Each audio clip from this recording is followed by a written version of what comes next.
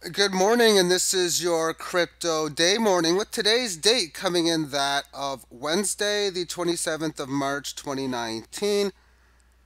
All bets trades and of the like, that's within each's own risk and their own reward.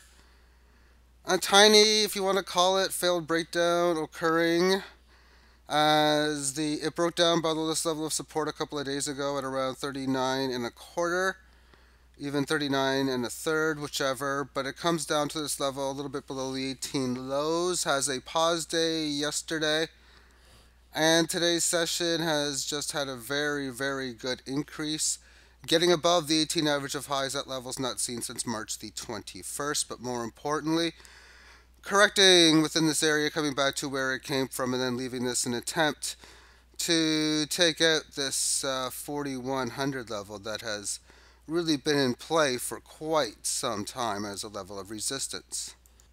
Upon the single hour, we can see more on that failed breakdown as it broke through this area of support in here. Resisted or established level of resistance within at about 39.20, and then getting above it last night at about 20 hours or 8 p.m. It has just continued to go higher. Litecoin is at 60 and 2/3 back to its March 23rd levels, also showing its breakdown in here and back up, but on its daily term. Okay, didn't want to do that. Didn't want to put text in, rather scroll this down like this is what I was trying to do. Well, I had this move on March 6th, March 7th, where it's been a few levels of resisting it, and then it barely broke it out, and it still found support on it. This entire run since the 16th. 11 days now. Just hanging in there. Breaking out above this, as I've been stating before. I got price objectives well over 100 for its next move. As it's right now consolidating in near the 63 Fibonacci level.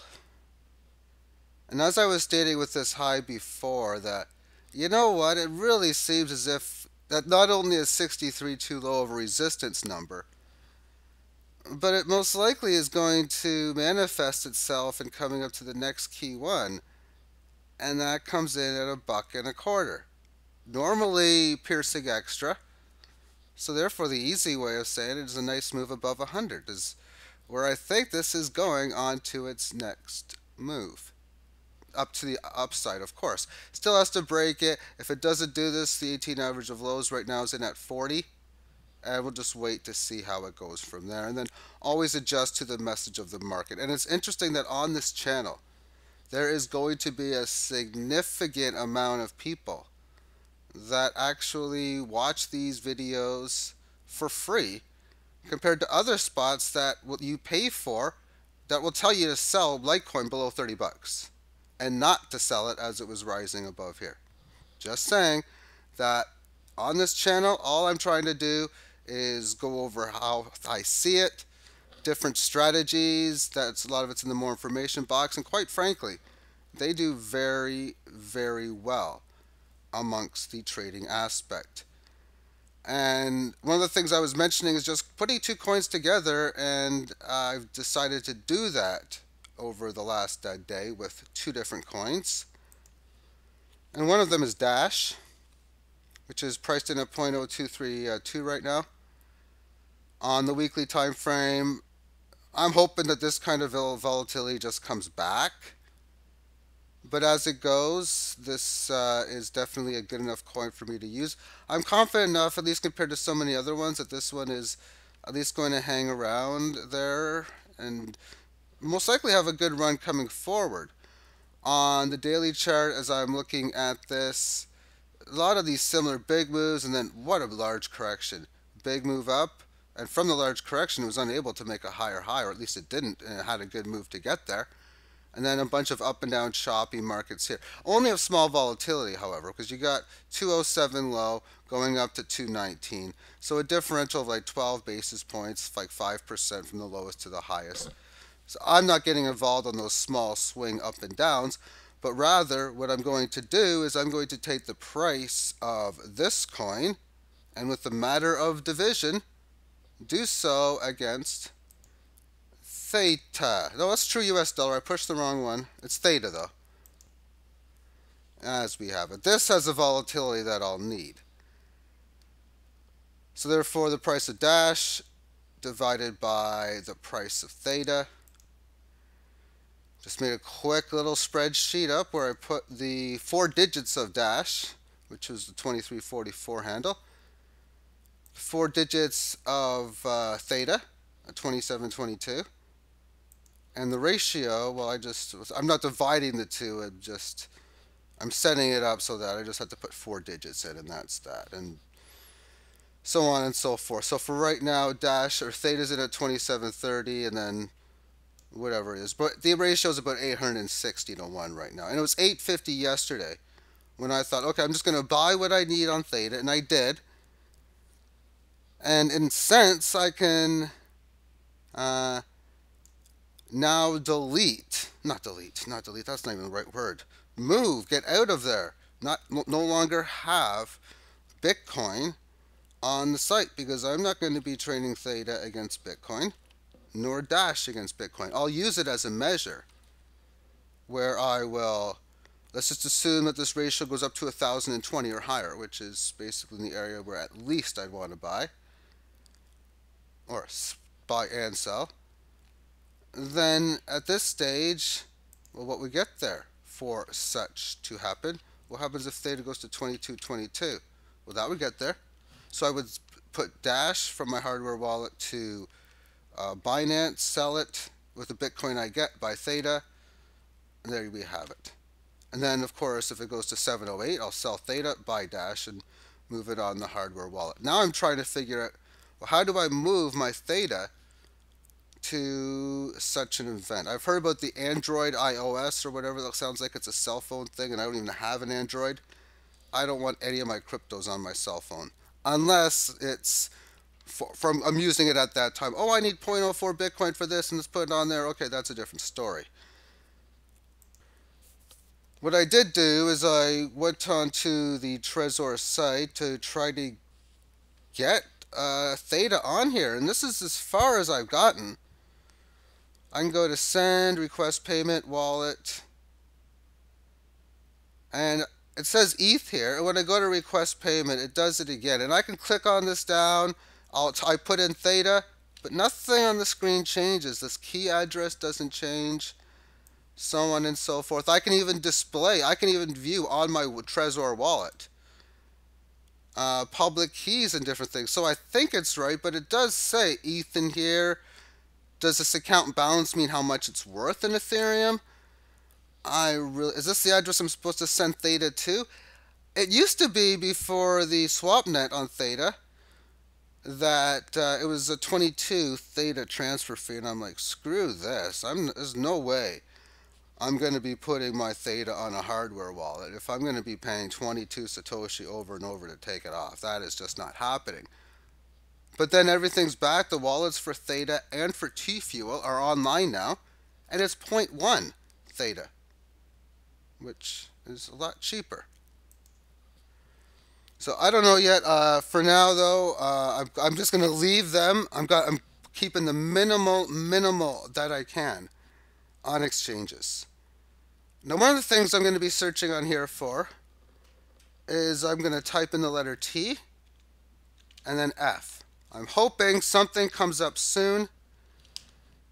No symbols match my criteria because I want to see, most likely crossed against Bitcoin,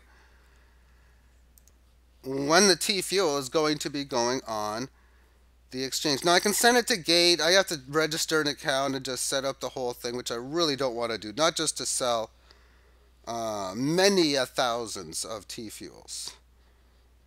I don't think I want to do that. Not for a coin that's, well, worth pretty good compared to where the theta is. And I haven't checked it on here, so let me just do that and show you where you can find it.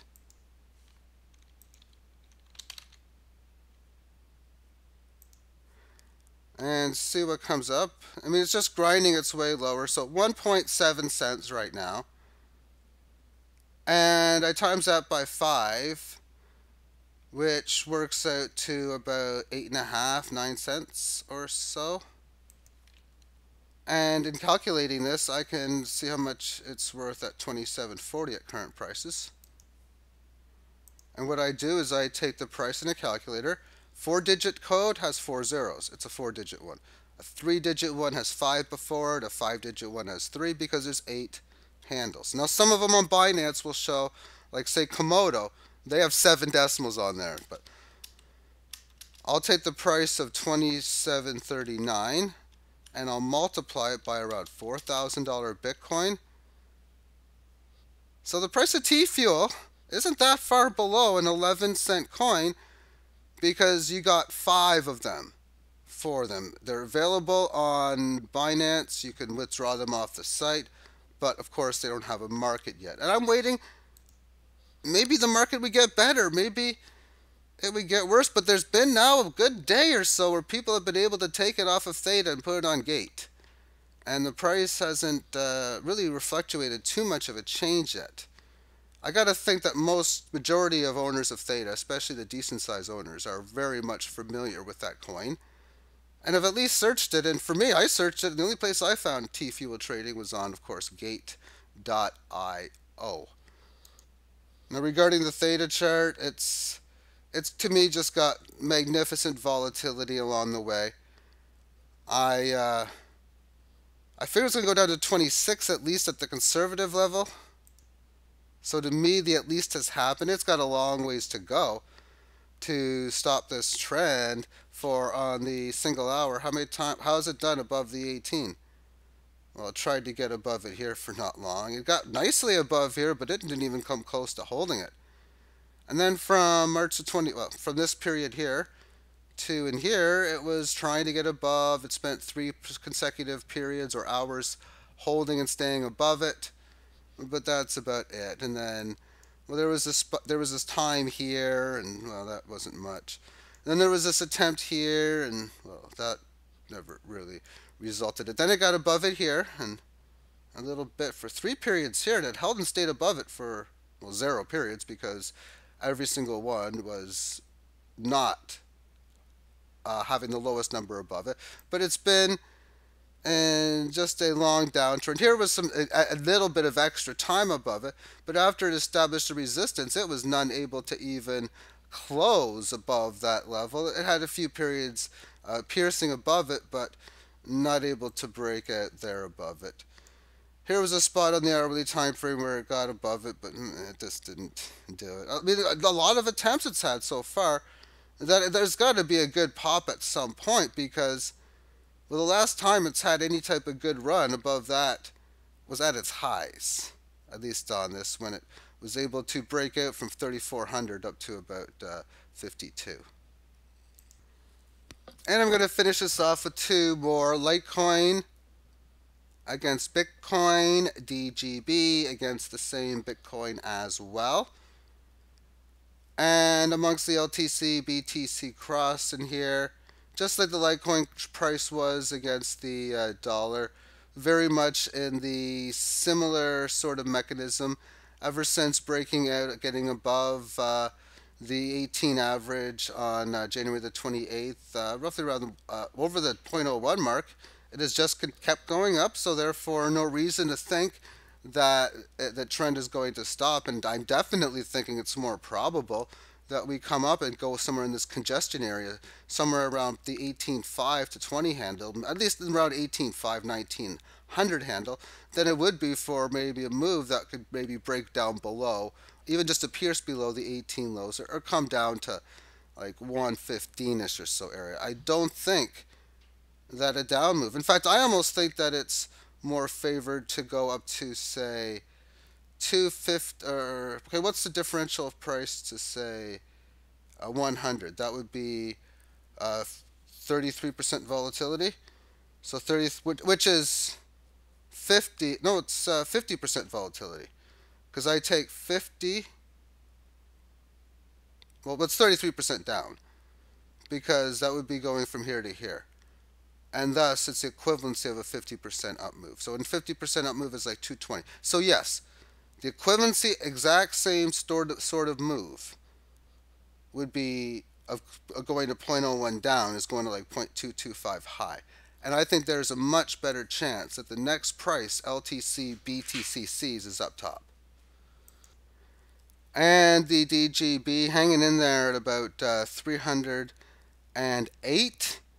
And the line that I drew in a long time ago at 303. And it's not like that was hard to draw.